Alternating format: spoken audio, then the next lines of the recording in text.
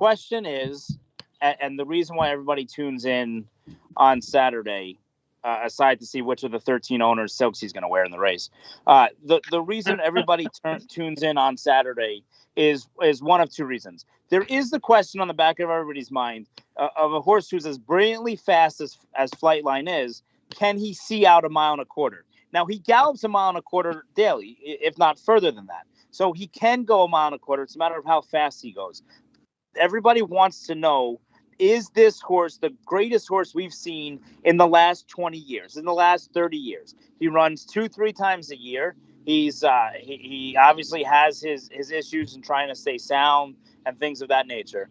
But they want to see brilliance. They want to see dominance. And you talk about Warlike Goddess before. This is Warlike Goddess. Nobody wants to run against this horse. If this was a real race and people want to take on this, Tyba's supposed to run in this race and not wait for the Pacific and not wait for the Pennsylvania Derby. I want to see Tyba in the Pacific Classic. That's what I wanted to see.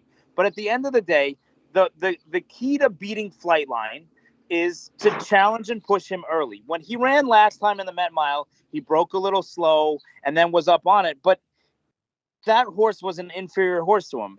He's come back and run very, very poorly the other day, Speaker's Corner. He was, I think, 4th last time out at Del Mar last weekend. So to me, you put the pressure on Flightline and you look him in the eyeball. Can Express Train do this on Saturday? Probably not. Can Life is Good do it on the first Saturday in November?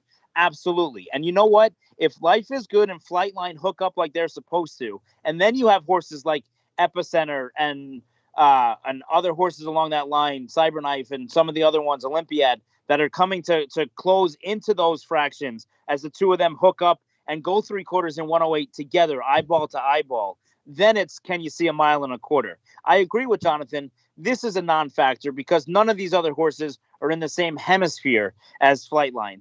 Flightline has to stumble leaving the gate and trail the field by 20 and then still might win just because these horses are completely inferior horses. Despite the fact that Country Grammar is a multiple grade 1 winning horse, he's never run against a horse like Flightline.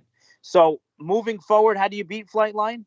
You look him in the eye as far as you can, and you challenge him and see who says uncle first.